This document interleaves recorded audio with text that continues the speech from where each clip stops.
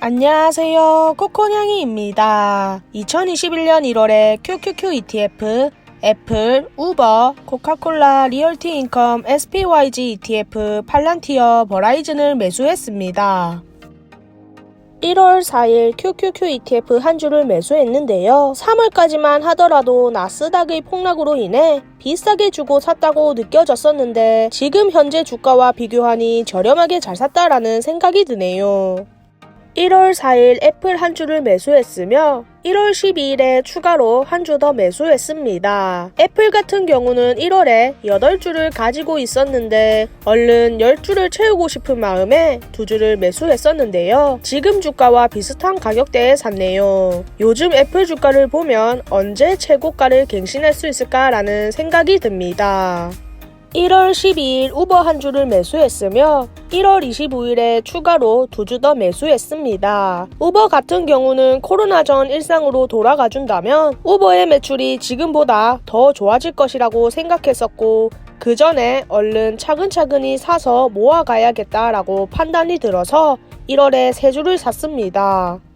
1월 15일 코카콜라 한 주를 매수했는데요. 코카콜라 같은 경우는 당시 주가가 제 평단보다 떨어졌었고 얼른 10주를 만들고 싶어서 추가 매수를 했었습니다. 1월 15일 리얼티인컴 한 주를 매수했습니다. 리얼티인컴에서 유상증자로 인해 주가가 $50대로 내려갔었는데요. 저는 이 기회를 틈타 매수를 했었습니다. 지금 생각해보니 이때 좀 더 많이 담았어야 했었는데 많이 못 담은 게 좀 아쉽네요. 1월 29일 SPYG ETF 한 주를 매수했는데요. SPYG 수량을 늘리고자 매수했습니다. 1월 29일 팔란티어 한 주를 매수했습니다. 팔란티어를 1월에 새로 편입을 했었는데요. 개인적으로는 팔란티어의 비즈니스가 마음에 들었었고 지금 매출도 일으키고 있는 기업이라서 꾸준히 모아서 장기 보유할 생각으로 담았습니다. 당시 2월 중순쯤에 락업 해제로 인해 물량이 많이 쏟아져 주가가 하락할 거라는 말들이 많아서 1월에 한 주만 일단 샀었는데요. 락업 해제와 더불어 성장주의 약세로 인해 지금 주가와 비교하면 정말 많이 떨어지긴 했네요. 1월 29일 버라이즌 한 주를 매수했습니다. 버라이즌 주가가 제 평단보다 내려왔길래 추가 매수를 했었는데요. 3달 동안 $50대 중반을 머무르더니 요즘은 주가가 $50대 후반으로 조금씩 올라가주고 있네요. 2021년 1월 총 매수 금액을 정리하자면 1월 총 투자 금액은 $994.81로 원화로 192,992원이었으며 21년 1월까지 총 11,489.18달러 투자를 했습니다. 주식 보유 현황을 보면 1월까지 총 122주를 보유하고 있었습니다.